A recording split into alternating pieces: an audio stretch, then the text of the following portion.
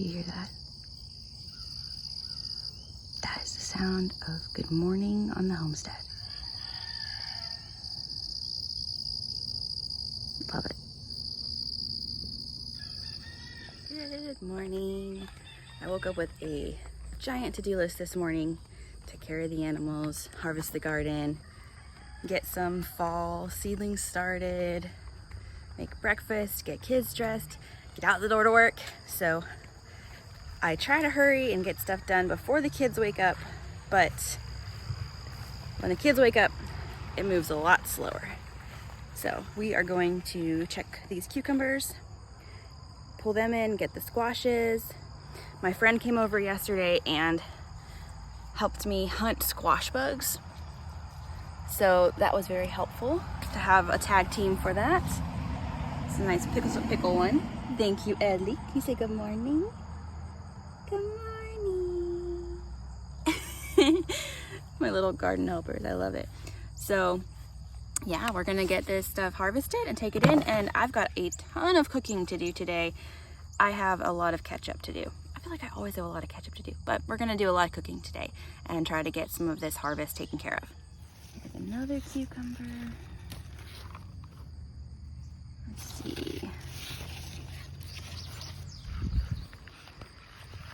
I want to taste these ones and make sure they haven't gone bitter in the heat. That one in there.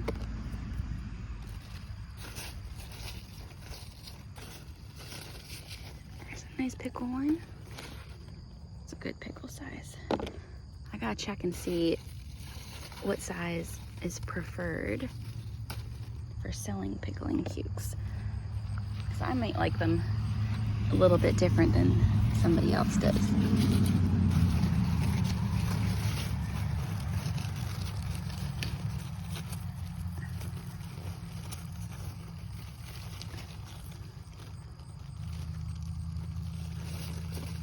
This one off, come on.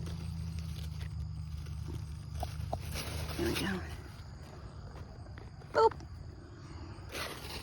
See anything else? There's another one.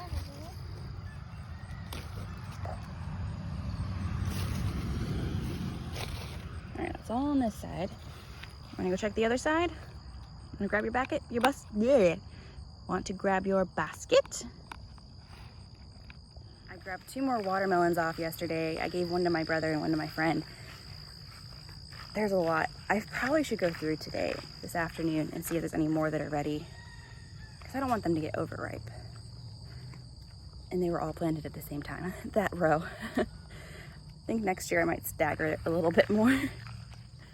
I like to test this Bermuda grass so much. It defies you. No matter how many layers of cardboard or plastic or whatever it is you put down to try to keep the weeds out, the Bermuda grass will grow through anything relentlessly and just take over.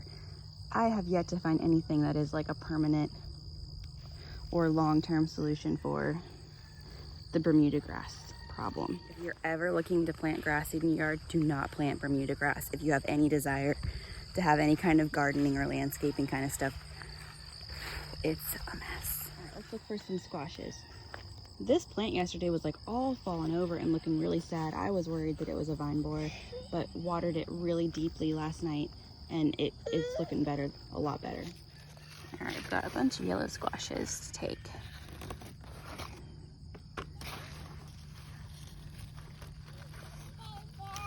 Yeah, you're such a good helper. I've been spiralizing these, and then if I have extra, I've been blanching them and freezing them to make the mixed veggie bags for off season.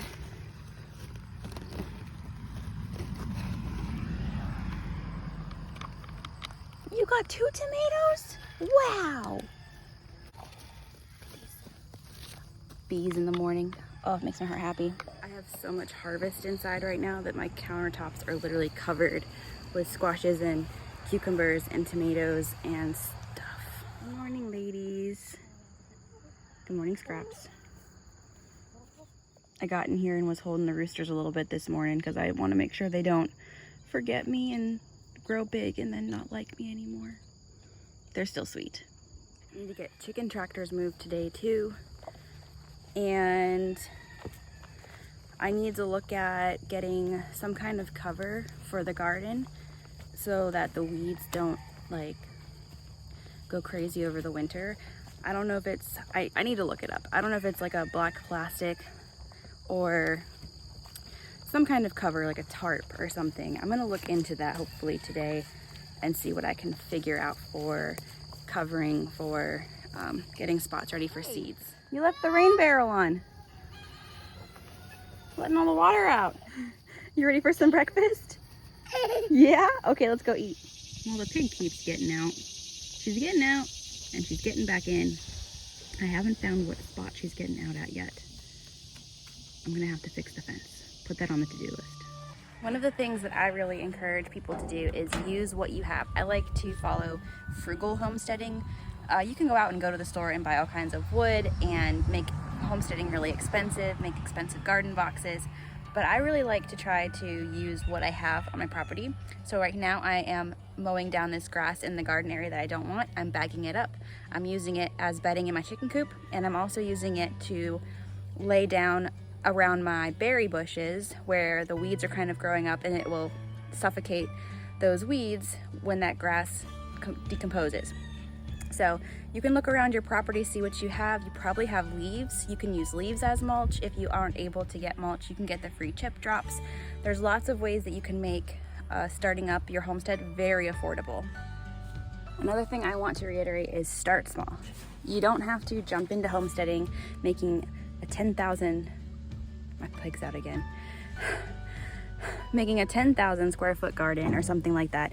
My first year gardening as an adult, I had a 4x4 square foot garden and got free seeds from the library. A lot of places, look it up guys, you can get free seeds. You can do seed exchanges with friends. You can barter. There's a way to get started with zero cost. Started doing my own compost, and the next year I had 3 4x4 square foot gardens, and then moved into this home with a larger garden, and then now this year I have a ginormous garden space. So just start small. Don't get burned out by diving in too fast, too hard with a ton of expense. Build slowly and do it frugally. Use what you have and barter for the things that you don't. So I'm just using the grass clippings as a mulching around my berries to try to get rid of some of these crazy weeds out here because they grow real fast. This Bermuda grass is no joke. What are you doing, young lady?